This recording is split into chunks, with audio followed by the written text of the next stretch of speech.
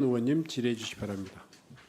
네, 먼저 이태원 참사 당시에 국민의 생명을 구하고자 애썼던 소방관 두 분께서 생을 등지셨습니다. 깊은 애도를 표하면서 고인분들의 명복을 빕니다.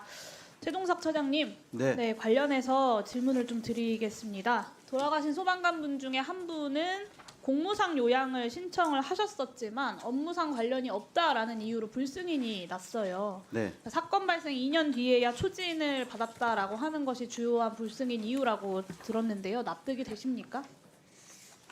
일반인의 입장에서는 납득이 좀 어려울 것 같습니다. 네, 납득이 어렵죠. 현장의 이야기를 들어보면 사실은 연속으로 치료를 받고 있는 것이 아니면 불승인이 거의 다 난다라고 하고, 또 소방관들 같은 경우는 20년 전에 어떤 현장의 기억들도 지금도 안고 살아간다고 합니다. 더군다나 소방관들의 트라우마는 누적형이지 않겠습니까? 어떤 인생의 한순간이 아니라.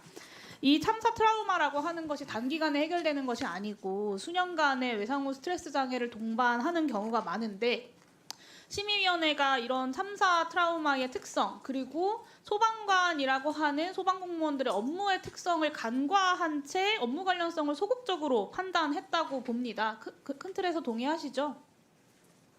네, 동의하십니까? 그러니까 일반인의 시각과 전문가의 시각이 조금 다를 수 있다는 점을 좀 생각해 주시면 좋겠습니다. 소방공무원들은 계속해서 이런 소극적인 업무상 외상 후 스트레스 장애에 대한 업무상 질병 판정을 받으면서 일을 해야 하는 건가요? 이제 제가 이 사건을 보고 받았는데요. 제출된 자료를 보게 되면 제도 개선에 대해서 검토하겠다 정도의 이야기는 하셔야 되는 건 아닙니까? 아니 그 얘기를 하기 전에 이게 왜 그런 사건이 되었는지 설명을 드리려고 합니다. 그 이야기는 저도 다 알고 있습니다. 네. 그 인사혁신처의 예규상에 공무상 질병 인정 기준에 외상 후 스트레스 장애가 포함됩니다. 그렇죠. 네. 그런데도 왜 불승인 결정이 내려졌는가를 네. 우리가 한번 살펴봐야 되지 않겠습니까? 네. 저는 여러 가지 이유에 대해서 이야기하고 싶지만 오늘은 공무상 재해심의위원회가 제대로 작동하지 않는 부분에 대해서 좀 먼저 말씀을 드리려고 합니다. 산업재해 같은 경우는 심의위원회를 노동자 그리고 사용자, 정부가 추천하는 사람들로 동수로 구성을 하고 있습니다. 근데 공무상재해심사위원회 같은 경우는 인사혁신처장에게만 이제 위원 임명 위촉 권한이 있고 노동자들이 추천하는 전문가가 참여하기는 제도적으로 어려운 상황입니다. 그리고 저희 의원실에서 자료를 받아본 결과 심의위원 중에 지난 3년 동안 심의위원회 회의에 단 한 차례도 참석하지 못한 분들이 전체 84명 중에 10명이나 된다고 합니다. 이분들이 참석을 안 하신 것이 아니라 참석을 못했다는 거예요. 그러니까 특정 위원들만 반복해서 회의에 참석을 하다 보니 공정한 심사가 어려운 거 아니냐라는 지적도 현장에서 나옵니다. 이 사안에 대해서 좀 더 들여다봐야겠지만 일단 두 가지를 먼저 오늘은 제안을 드리고 싶어요. 공무상 재해심의위원회에 노동자가 추천하는 전문가를 포함시킬 수 있도록 하는 것이 한 가지고요. 두 번째는 이 위원들의 균형 잡힌 참여를 보장하기 위한 인혁처 차원의 대책을 마련할 필요가 있다라고 보여집니다. 이에 대해서 처장님 의견은 어떠십니까?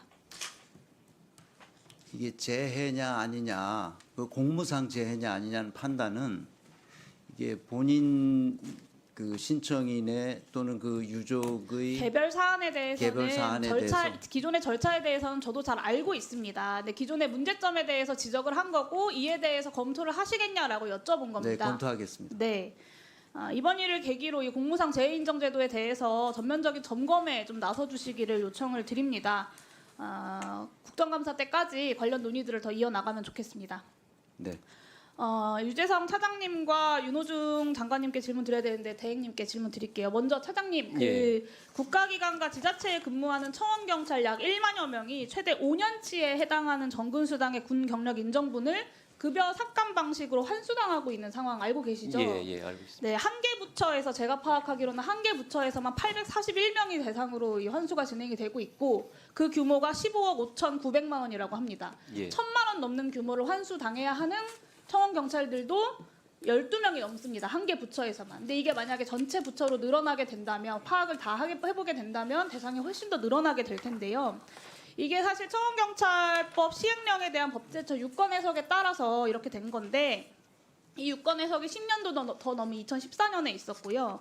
그동안 군 경력에 따른 이 수당을 인정해서 지급해 오다가 윤석열 정부 들어서 2022년 말에 환수가 결정이 되었고 올해 1월부터 환수가 집행되고 있습니다. 저는 이거 너무 부당하다라고 보는데 시행령 구조 상황을 개정하거나 삭제를 하면 이분들의 그 환수 조치가 중단될 수 있을 것으로 보입니다. 이게 경찰청 수감 법령인데 개정권이권 행사할 의지나 좀 검토해 보시겠다는 계획을 갖고 계십니까? 예, 그 시행령 개정이 이제 국가나 지자체의 그런 예산이 수반되는 사안이라 저희가 이제 그 기재부 등 관계부처하고 좀 협의를 선생님, 이거는 예. 추가적으로 예산이 지출되는 게 아니라요. 기존에 지출됐던 부분들을 환수할 거냐에 대한 것이고 기존에 지출되고 있던 것과 동일하게 지출되는 것이기 때문에 추가적 예산 부담에 대해서 검토를 하셔야 되는 문제는 아닙니다.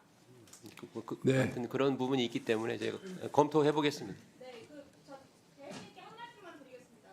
대행님이 아니라 차관. 차관님께. 이재명 대통령께서 군복무 병력을 공공기관 소봉에 반영하겠다라고 공약을 하셨어요. 근데 기존에 인정이 되던 서울경찰들은 군 병력마다 수당에서 환수를 받았다. 심지어 그게 1,000만 원 정도가 넘어간다라고 하는 건 저는 너무 부당하다고 생각하고요. 이 서울경찰 봉급을 보면 1호봉 최저임금에서 시작해서 최고 31호봉까지 가는데 월급이 374만 원입니다. 이러한 부분들을 법의 이름으로 다시 뺏어간다라고 하는 건 저는 정부가 해야 할 일은 아니라고 생각하고요. 지난번에 상가사건 국가상품 취하 결정에 해남부가 힘써주신 거, 특히 이호준 장관님이 애써주신 거 다 알고 있습니다. 이번 일도 상식과 조리에 맞게 처리될 수 있도록 차관님께서 장관님께 건의해 주시고 일이 진행될 수 있도록 애써주시기 바랍니다. 네, 의원님 그렇게 하겠습니다.